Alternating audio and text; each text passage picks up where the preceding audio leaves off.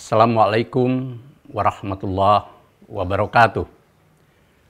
Salam sejahtera untuk kita semua.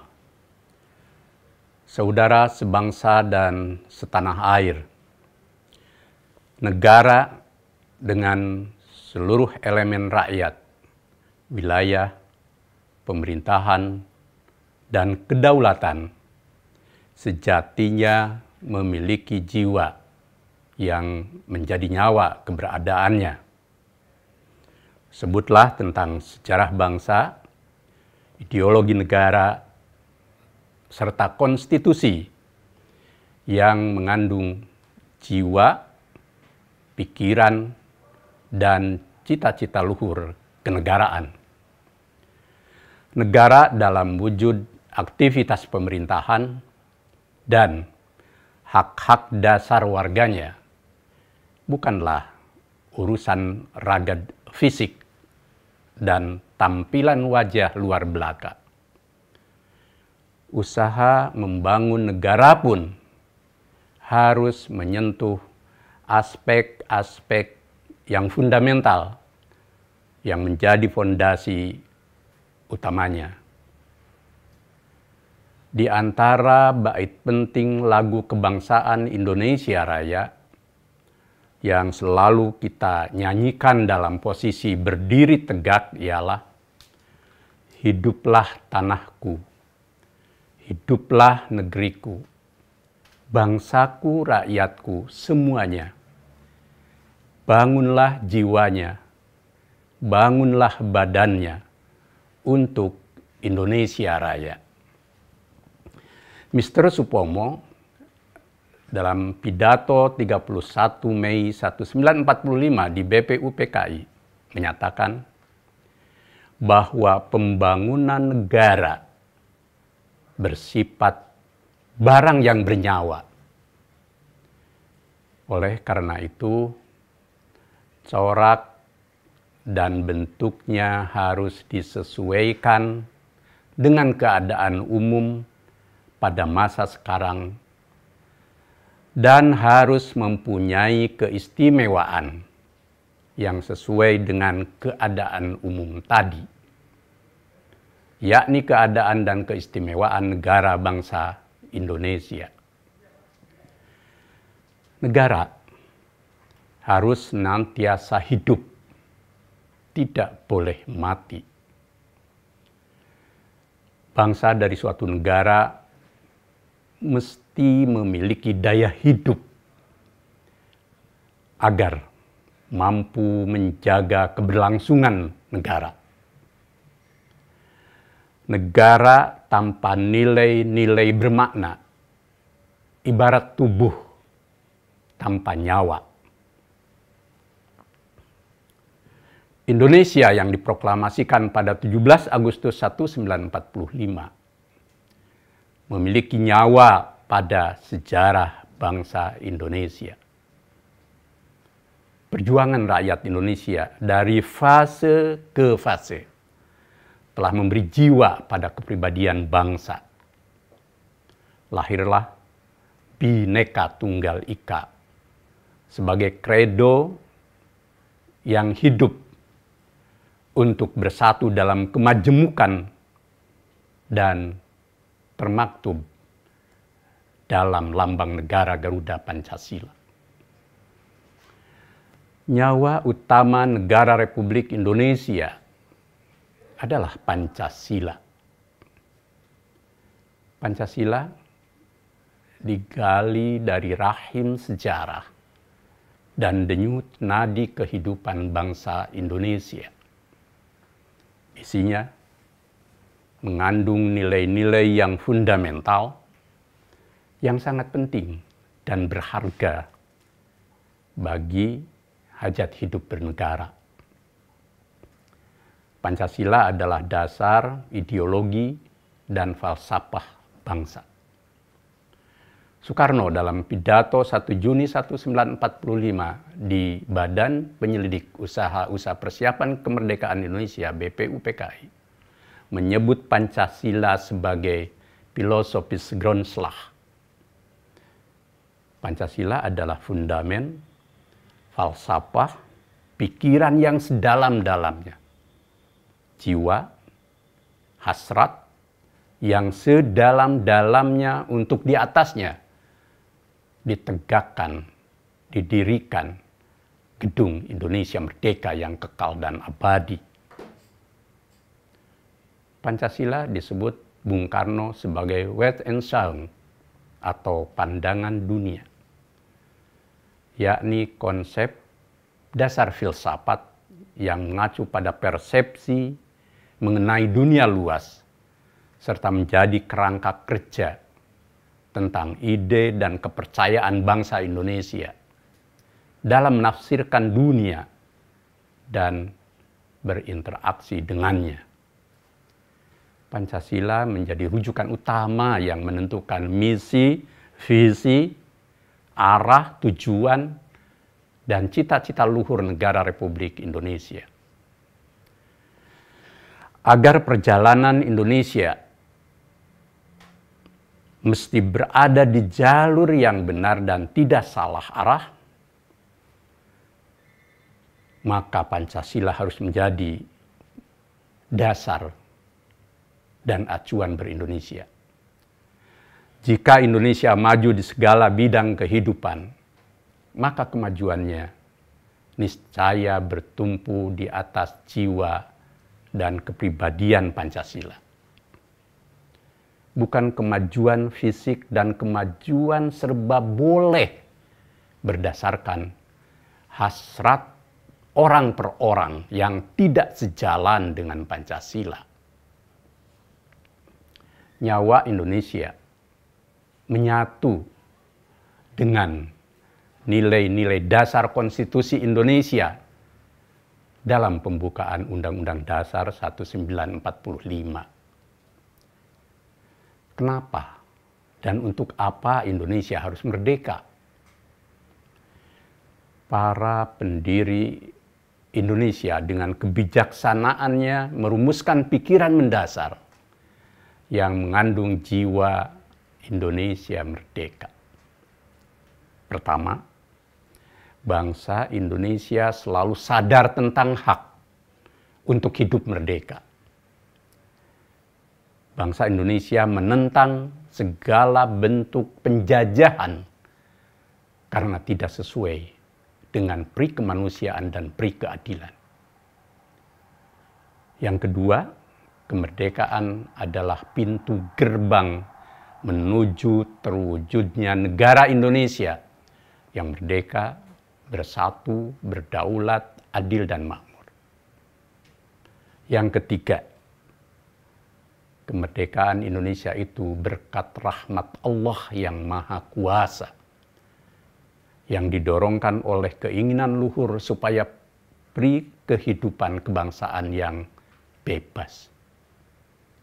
Dan keempat, negara Indonesia yang merdeka itu memiliki fondasi ideologi dan konstitusi yang kuat, yang berwujud suatu Undang-Undang Dasar Negara Republik Indonesia yang terbentuk dalam suatu susunan negara Republik Indonesia yang berkedaulatan rakyat dengan berdasarkan ketuhanan yang Maha Esa, kemanusiaan yang adil dan beradab, persatuan Indonesia, dan kerakyatan yang dipimpin oleh hikmah, kebijaksanaan dalam permusyawaratan perwakilan, serta dengan mewujudkan suatu keadilan sosial bagi seluruh rakyat Indonesia. Kelima, dibentuknya pemerintah negara Indonesia bertujuan untuk melindungi segenap bangsa Indonesia dan seluruh tumpah darah Indonesia, dan untuk memajukan kesejahteraan umum, mencerdaskan kehidupan bangsa, dan ikut melaksanakan ketertiban dunia yang berdasarkan kemerdekaan, perdamaian abadi, dan keadilan sosial.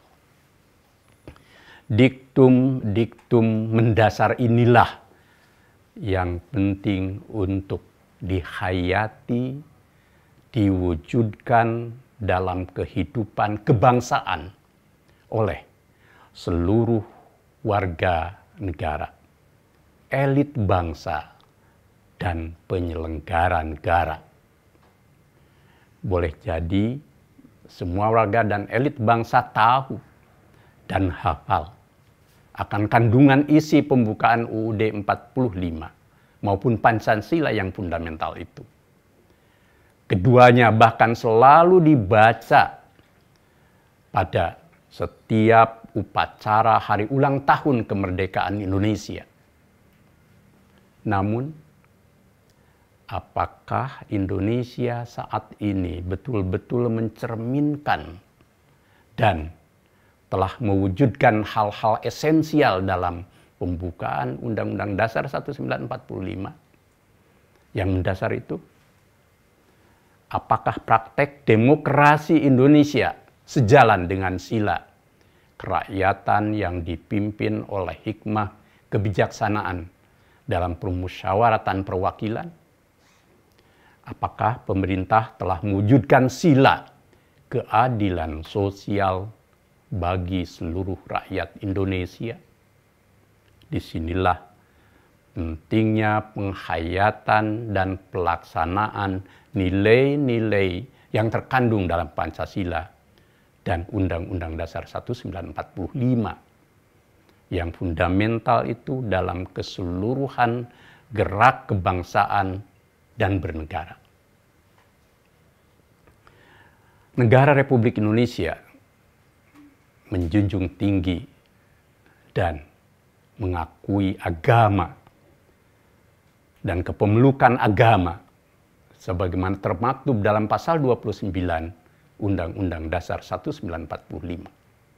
Artinya, negara Indonesia pun tidak boleh memberi ruang dan apalagi mempraktekkan sistem kehidupan yang sekular, anti agama dan anti Tuhan.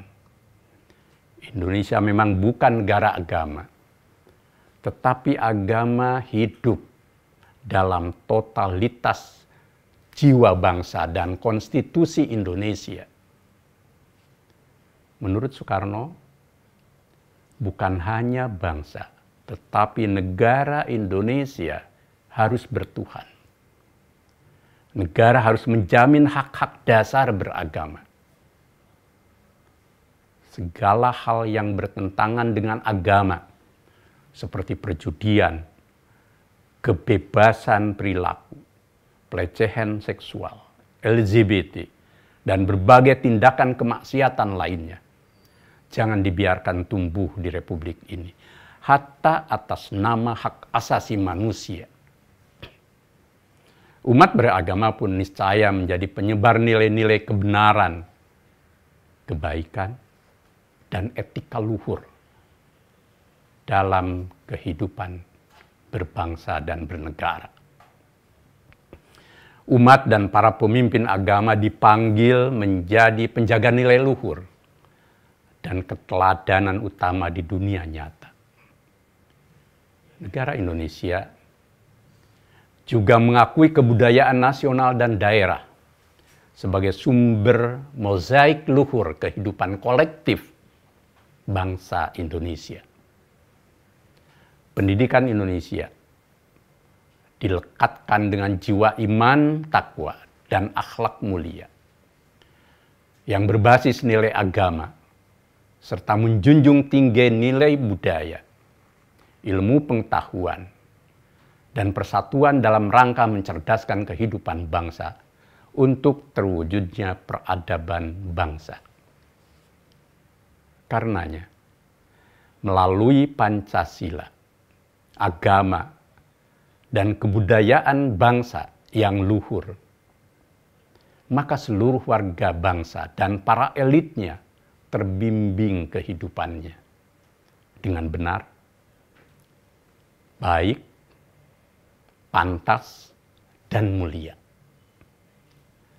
Di dalam kehidupan berbangsa dan bernegara, hidup nilai moral dan etika luhur sehingga berindonesia tidak salah arah dan salah kaprah. Ki Bagus Hadikusumo, anggota BPUPKI dan pahlawan nasional, dalam pidato di BPUPKI 31 Mei 1945 mengingatkan tentang pentingnya nilai-nilai agama dalam perilaku nyata ber-Indonesia. Ki Bagus yang juga ketua PP Muhammadiyah saat itu menyatakan, segala kekusutan masyarakat itu harus dicari. Apakah yang menjadi sebab-sebabnya? Kita akan dapat mengetahuinya bahwa segala macam kekusutan dan kekacauan masyarakat itu timbul dari keadaan jiwa yang kusut, yang didorong oleh hawa nafsu jahat dalam dada manusia. Setengah dari kehendak jahat yang paling berbahaya menurut Ki Bagus ialah tamak dan serakah, yaitu hendak menang sendiri, hendak enak sendiri, hendak kaya sendiri, dan hendak mendapat nama sendiri. Kami percaya masih banyak elit dan warga bangsa bersedia menjunjung tinggi nilai Pancasila. Agama dan kebudayaan luhur bangsa dalam totalitas jiwa, kata dan tindakan nyata. Nilai-nilai luhur itu hidup dan tercermin di dalam keteladanan para elit bangsa yang ditiru baik oleh seluruh warga bangsa. Saudara sebangsa dan setanah air yang saya cintai dan saya banggakan, para elit dan warga bangsa,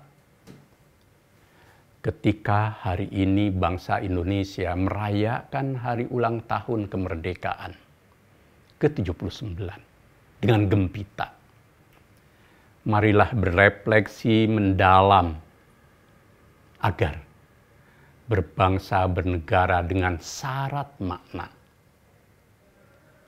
Merayakan kemerdekaan tentu mengandung rasa gembira sebagai ekspresi kesyukuran atas karunia Tuhan yang sangat berharga. Namun, kegembiraan mesti disertai penghayatan akan makna merdeka dan nilai-nilai dasar yang menjadi nyawa Indonesia. Agar kegembiraan itu tidak bersifat lahiriah semata, apalagi berubah menjadi pesta pora. Apakah Pancasila saat ini benar-benar menjadi ruh, jiwa, atau nyawa dalam penyelenggaraan dan kebijakan membangun negara Republik Indonesia? Apakah seluruh warga dan pemimpin Indonesia senantiasa berpikir, bersikap, dan bertindak di atas nilai utama Pancasila? Pancasila tidak menjadi jargon dan kata-kata belaka. Pancasila niscaya menjadi praktek hidup berbangsa dan bernegara yang luhur dan utama. Wujudkan dan praktekkan Pancasila dalam kehidupan politik, ekonomi, pendidikan, sosial, budaya, dan kebijakan-kebijakan publik secara nyata. Kekuasaan dalam pemerintahan negara, di eksekutif, di legislatif, di yudikatif, dan lembaga-lembaga bentukan pemerintahan lainnya harus berdiri tegak di atas nilai dasar Pancasila dan Konstitusi Indonesia. Agama dan kebudayaan menjadi nilai luhur yang membentuk dasar moral dan etika ber-Indonesia. agar elit dan warga bangsa tidak bertindak sekehendaknya. Ketika saat ini bangsa Indonesia merayakan hari ulang tahun kemerdekaan ke-79, maka hayati dan praktekkan nilai-nilai dasar yang menjadi nyawa negara Republik Indonesia itu. Jangan berhenti di kulit luar dan kesemerakan lahiriah semata.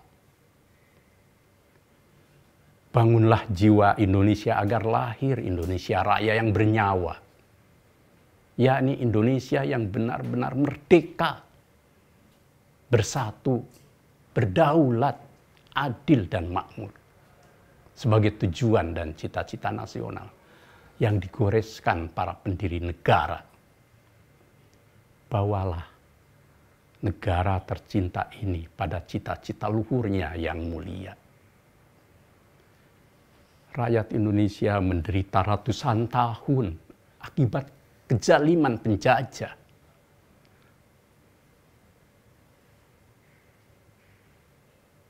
Sekarang, kita yang menikmati bumi dan kekayaan negeri ini, mestinya menghayati betul betapa pengorbanan mereka untuk Indonesia. Dan jangan kita sia-siakan, apalagi kita hianati. Di antara pejuang bangsa itu bahkan banyak yang tidak berpredikat pahlawan nasional. Bahkan gugur tanpa nama. Karenanya, jangan biarkan Indonesia saat ini nestapa, apalagi mati suri, karena raganya terlepas dari jiwanya. Korupsi, penyalahgunaan kekuasaan, politik uang, politik transaksional, politik dinasti, utang negara, salah urus, dan penyimpangan dalam pengelolaan sumber daya alam, wujud dari pengkhianatan atas jiwa kemerdekaan Indonesia yang telah diperjuangkan dengan darah dan nyawa oleh para pejuang dan pendiri Indonesia. Kemerosotan moral, etika, dan segala tindakan buruk dalam berbangsa bernegara merupakan bentuk perusakan jiwa Indonesia. Maka kunci Indonesia Raya agar tetap bernyawa dan tidak salah arah dalam memperjuangkannya, semuanya berada di pundak para pemimpin bangsa. Jadilah para pemimpin Indonesia yang berjiwa, berpikiran, bersikap, dan bertindak sejalan dengan nilai-nilai luhur Pancasila, agama, dan kebudayaan, serta sejarah Indonesia yang syarat makna itu. Jadilah para pemimpin negarawan yang mengedepankan kepentingan Indonesia di atas kepentingan diri, kroni, dinasti, dan golongan sendiri. Mr. Supomo bahkan mengingatkan dalam pidatonya, kepala negara dan badan-badan pemerintahan lain harus bersifat pemimpin yang sejati, penunjuk jalan ke arah cita-cita luhur yang diidam-idamkan oleh rakyat. Negara, kata dia, harus bersifat badan penyelenggara, badan pencipta hukum yang timbul dari hati sanubari rakyat seluruhnya. Bukan dari hasrat dan langkah diri sendiri yang haus kuasa. Para pemimpin Indonesia harus sudah selesai dengan dirinya, dengan mengutamakan sikap memberi dan bukan meminta, apalagi mencuri dari Indonesia. Jangan tanyakan apa yang negara ini berikan kepadamu, tapi tanyakan apa yang telah kamu berikan kepada negaramu. Kata John F. Kennedy, Presiden Amerika Serikat. Jangan sampai Indonesia Raya kehilangan nyawa karena warga dan elit bangsanya bertindak sekehendaknya. Menjadi elit dan warga pemburu kuasa, tahta, dan gemerlap dunia. Para pemimpin Indonesia, termasuk para ilmuwannya, niscaya menjadi penjaga integritas kenegarawanan, berbasis nilai-nilai luhur Pancasila, agama, dan kebudayaan bangsa. Menjadi para elit penjaga kebenaran, moral, etika, pengetahuan, dan kemajuan bangsa. Semua harus konsisten mengutamakan kepentingan negara dan bangsa dengan berkorban sepenuh jiwa raga. Para elit negeri, jangan sibuk membangun legasi dan kepentingan diri yang merusak nilai-nilai luhur dan membebani masa depan Indonesia. Jadilah elit dan warga penyebar kebaikan berbasis iman dan takwa, agar Tuhan memberkahi Indonesia sebagaimana janjinya. Walau anna ahlal qura aman wattaqau la fatahna alaihim barakati minas sama'i wal ard. Walakin kadzabu fa akhadnahum bima kanu yaksibun. Sekiranya penduduk negeri-negeri beriman dan bertakwa, niscaya kami akan membukakan untuk mereka berbagai keberkahan dari langit dan bumi.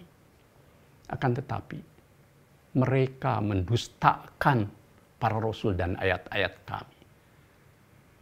Maka kami menyiksa mereka disebabkan oleh apa yang selalu mereka kerjakan. Al-A'raf 96. Keberhasilan Indonesia di bidang ekonomi, politik, dan kemajuan fisik sedikjaya apapun tidak akan bertahan lama jika negara dan bangsa kehilangan nilai-nilai luhur nan utama. Menjadi Indonesia tanpa nyawa. Nasrun minallah wa fatun qarib. Wassalamualaikum warahmatullahi wabarakatuh.